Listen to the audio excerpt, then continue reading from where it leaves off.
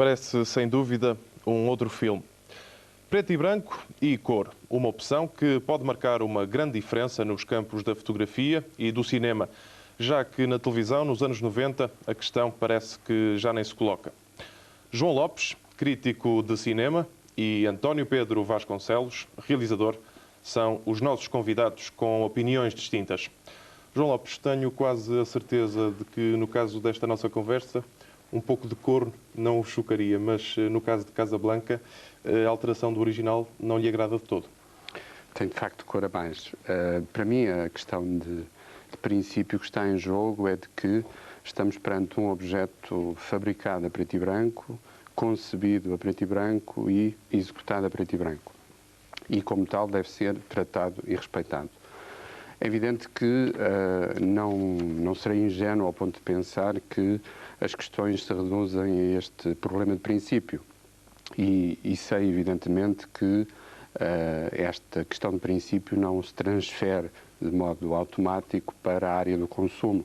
Quanto mais não seja porque o espectador que esteve a assistir ao filme certamente teve hipótese de ver o filme a preto e branco e ver o filme a cores. Basta para isso sintonizar um botão, como é sabido. Aliás, o espectador que fez isso terá certamente reparado que tinha debaixo daquelas cores uma cópia absolutamente imaculada do Casablanca. De qualquer forma, é um filme concebido a preto e branco para ser visto a preto e branco e isso choca, ou terá sido mais ou menos a sua argumentação inicial. António Pedro Vasconcelos, ao que julgo saber, não se trata para si de gostar mais de uma versão ou de outra, limita-se a não ficar chocado com isto. Exatamente, não me indigna, não percebo acho que não se deve dramatizar. O João Lopes acaba de dar o argumento definitivo. Quem quer ver a preto e branco basta carregar num botãozinho. A cópia é imaculada. Em segundo lugar, o problema é o de tocar ou não na matriz, no original. Quer dizer, isso, obviamente, que seria, isso sim, chocante, quer dizer, inadmissível. A obra foi feita a preto e branco, existe um negativo a preto e branco, deve ser conservado e é conservado.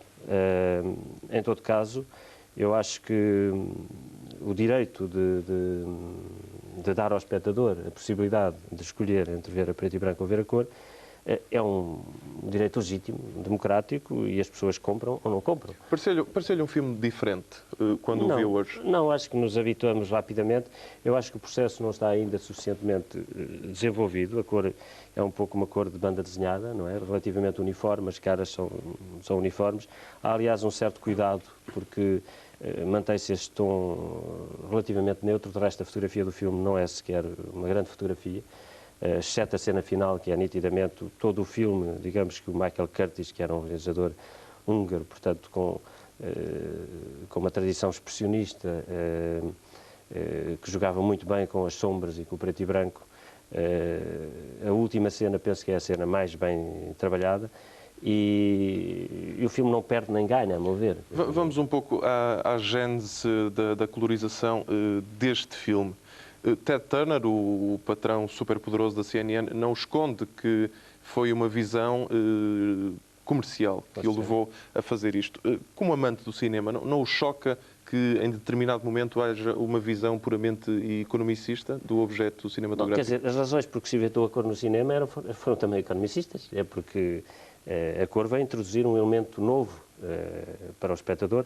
De resto, eu penso que foi a televisão que acelerou a generalização da cor, porque repare que mesmo até ao final dos anos 60, ainda se faziam muitos filmes a preto e branco, mas com o consumo e com a dependência económica da televisão, a convivência entre o preto e branco e a cor tornava-se mais chocante e, portanto, as pessoas admitiam mal. Eu lembro que em tempos, já há uns anos, dirigi um programa na televisão, que era o Cineclube, e nessa altura havia duas taxas, as pessoas pagavam a preto e branco e pagavam a cores. E quando eu passava um filme a preto e branco, as pessoas protestavam. Muitas pessoas protestavam porque diziam que pagavam a taxa a cores e queriam ter o filme a cores. Não estavam habituadas. João Lopes também é um grande amante do cinema. Não o conforta saber que a cores há mais público e, portanto, mais pessoas poderão desfrutar do Casablanca?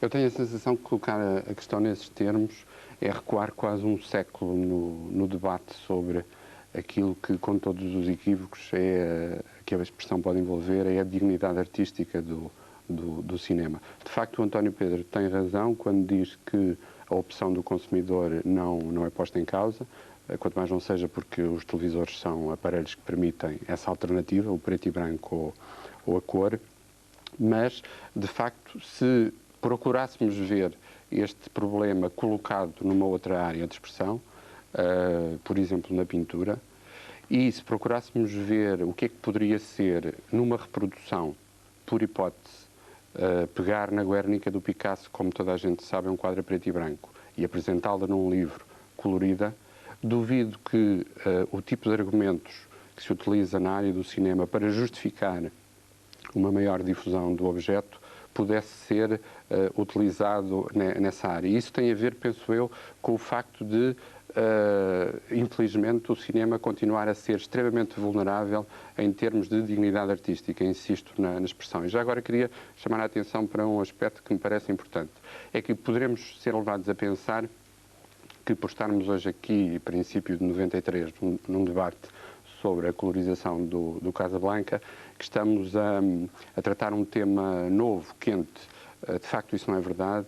O tema coloca-se pela primeira vez em toda a sua dimensão, quer artística, quer comercial, em 86. É em 86 que surge uma firma americana que é a Color System Television, com os recursos técnicos necessários para tratar os filmes, para os colorizar, e é também a partir dessa altura que o Ted Turner e o canal de televisão da Disney encomendam a essa firma a colorização de uma série de filmes.